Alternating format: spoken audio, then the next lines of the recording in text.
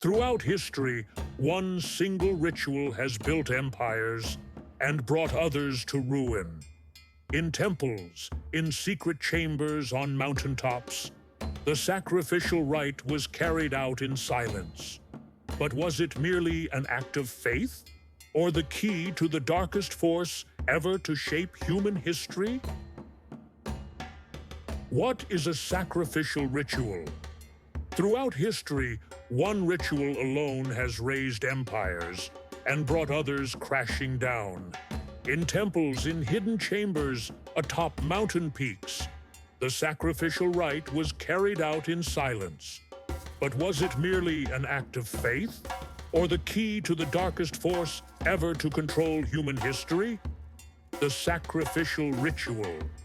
One of the darkest, most mysterious, yet widely shared rituals in human history. From the hymns echoing through the ziggurats of Mesopotamia to the blood spilled atop Aztec pyramids. From the Book of the Dead, teeming with gods in ancient Egypt, to the ancient mantras whispered in the mystic mountains of Tibet. This rite was not merely a matter of belief, it was a means to activate a universal energy. Nearly all ancient civilizations shared a common language: sacrifice. The life of an animal, or at times a human, was to be offered to the gods. But the goal wasn't just to gain favor. Behind these rituals lay a far deeper, more cosmic truth. At the heart of this rite was a single belief: blood is the essence of life, and life feeds the gods. The human body was not just flesh and bone. The blood flowing within was a fragment of the universal force. With every drop spilled in sacrifice, doors to an unseen dimension were opened, ushering in an exchange between gods, spirits, and even other entities. This wasn't just worship. It was a contract with the unseen. Every sacrifice was a transfer of energy, sometimes for fertility, sometimes for victory, sometimes for vengeance, but always, always at a price. So why were these rites so widespread? And what forces were truly demanding these offerings? In this series, we embark not only on a historical journey, but an energetic and metaphysical one as well. Together, we will uncover the dark secrets behind sacrificial rituals, explore the terrifying rites of ancient civilizations, and reveal how these rituals have echoed through time, reaching us even today. Prepare yourself, because the truth may be written in blood, and that blood still stains the hands of some. The theological dimension. Do the gods feed on blood? The gods? We worshiped them, praised them, built temples in their name. But most of all, we sacrificed for them. Why? Did you know that in many ancient religious texts, gods are often described as hungry? In the Bible, it is clearly stated that God delighted in the pleasing aroma of burnt offerings. Was this merely metaphorical, or a clue to a much deeper, darker truth? In pagan beliefs, the gods are portrayed as nearly insatiable. To calm their wrath, earn their favor, or request their help, constant sacrifice was required: flesh, blood, life. Why was this need so universal? Were the gods truly feeding? According to certain esoteric theologians and hidden doctrines, the beings we call gods may in fact be entities of pure energy, existing beyond our dimension, on a different plane of reality. They do not seek physical nourishment, but energetic sustenance. And the life force of a human, especially the sudden high-frequency surge of energy at the moment of death, is a feast for them. A sacrificial being in its final moment is overwhelmed with fear, pain, and surrender. This intense vibration becomes detectable across dimensions, like a signal on a cosmic radio. And these entities, what we call gods, sustain themselves by absorbing that energy.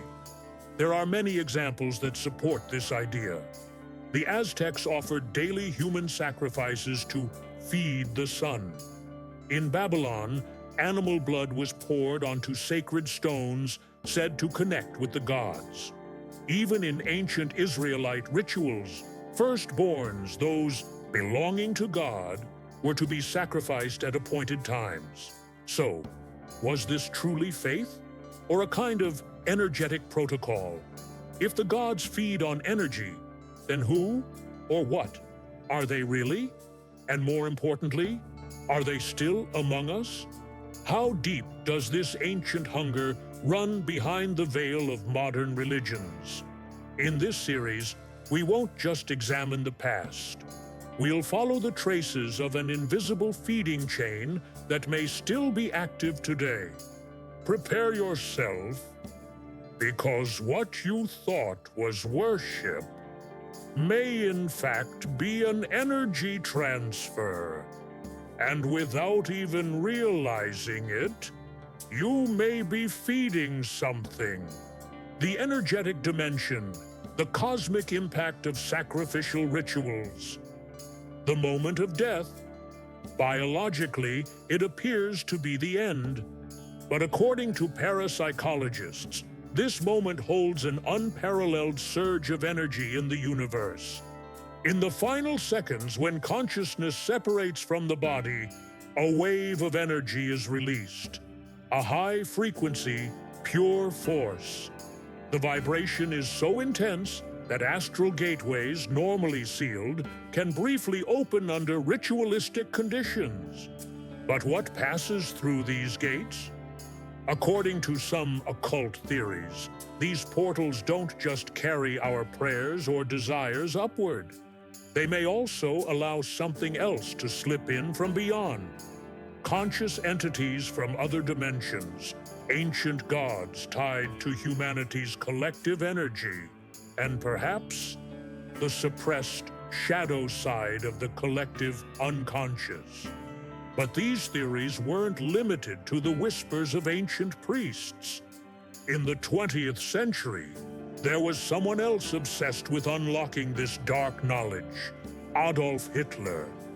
One of history's bloodiest figures, Hitler was not only a political and military leader, he was deeply obsessed with esoteric knowledge. Enter the Thule Society. This secret organization, which surrounded Hitler in his youth, was steeped in occult teachings, pagan mythology, and especially blood-based rituals. To the Thule members, sacrificial rites weren't symbolic. They were a method for building energetic bridges. According to some claims, Hitler saw the deaths of millions during World War II not only as strategy or genocide, but as a vast energetic resource. Mass deaths, systematic extermination in camps. These weren't merely acts of war or hatred. They were collective energy transfers, an energy so potent it could reach the other side and draw back knowledge, technology, and power. What were the Nazis really seeking in their mysterious expeditions to Tibet? Were they truly searching for the ancient Aryan race, or something far more arcane? What purpose did Himmler's SS temples serve, filled with black magic rituals? And the most terrifying question of all, did that energy actually reach somewhere? Did Hitler cross over? Or did he open the door without knowing what came through? According to parapsychology, such massive energy surges don't just disrupt the physical realm, they can affect cosmic balance itself. A sacrificial ritual may destroy a body here, but unlock a door elsewhere. And perhaps those doors are still open. Conspiracy theories. Are sacrificial rituals still practiced today? Have sacrificial rituals truly been left in the past? History books portray them as relics of primitive eras, filled with superstition and fear. But according to some researchers, occult experts, and independent journalists, these rituals never ended. They simply became more hidden. Claim 1. Certain elite groups, stretching from bankers to politicians, media tycoons to tech billionaires, are still performing ritualistic sacrifices. But now, they happen deep within remote forests, behind the walls of unreachable estates, or inside clubs that seem perfectly ordinary from the outside. The purpose? To harvest energy, to accumulate power, and some say to establish contact with another dimension. Claim 2. Bohemian Grove, California. Officially, it's just an all-male retreat where artistic and political elites gather annually to socialize. But leaked footage and whistleblower testimonies tell another story. Nighttime ceremonies before a giant owl god named Moloch. Chants echoing through the redwoods. Symbolic child sacrifices. According to some conspiracy theorists, these aren't symbolic at all. They're modern-day versions of ancient occult rituals with real offerings. Claim 3. Could Hollywood also be a part of this dark culture? Some theories suggest that certain films are not just entertainment, they are coded messages, symbols, warnings, maybe even confessions. Take Stanley Kubrick's final film, Eyes Wide Shut. It's not just about sexuality and secret societies. Some believe it's a coded depiction of a sacrificial ritual. The masked ceremony in the film closely mirrors alleged rites of Thule Society and Bohemian Grove. And Kubrick's sudden death shortly after the film's release remains a source of intense speculation. But it doesn't stop there. Some investigators believe that recent mysterious disappearances, especially of children and adolescents, could be linked to these rituals. There are even claims that certain sacrifices are timed with celestial events, like lunar or solar eclipses, when the gates between worlds are said to open more easily. Is all of this just paranoia? Or is there still an ancient hunger lurking in the unseen layers of our world? And more disturbingly, are the victims merely individuals? Or are we all unknowingly sacrificing pieces of our collective consciousness? Where does the ritual get its power? Why were sacrificial rituals so universal? Why did they appear across nearly every corner of human history? In different cultures, under different names, yet always with the same core structure. Because, according to some, sacrifice is not just a belief. It is a cosmic tool, a key that can alter the fabric of reality itself. These ancient rites, it's claimed, could bend time. The intense surge of energy released at the moment of sacrifice may temporarily fracture our perception of time. In some shamanic traditions, rituals allow visions of the future or reliving the past. Time is not a straight line, and rituals, they say, can open doors to move within it. Influence reality. Thoughts shape reality. But when thoughts are amplified through intense energy, they may leave the realm of imagination and manifest in the material world. In a sacrificial ritual, the intention, be it a disaster, a victory, or even someone's death, isn't just wished for. It's encoded into the universe, not like a prayer, but like programming. Connect with conscious entities. This is perhaps the most feared aspect of ritual. Some ceremonies aren't just about releasing energy. They're about making contact. With whom?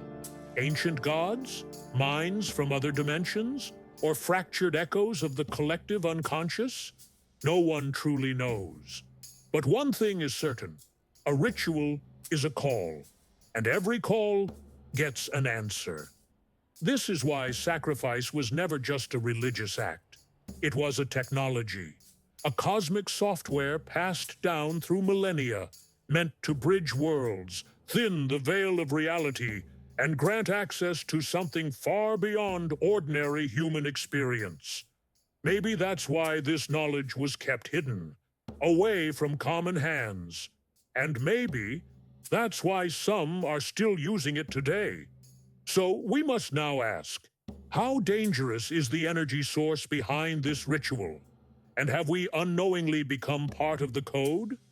Is the sacrificial ritual a product of belief, or a dark mechanism for harnessing a force humanity was never meant to control? One truth remains. The most powerful rituals are the ones kept most secret. And some doors, once opened, can never be closed.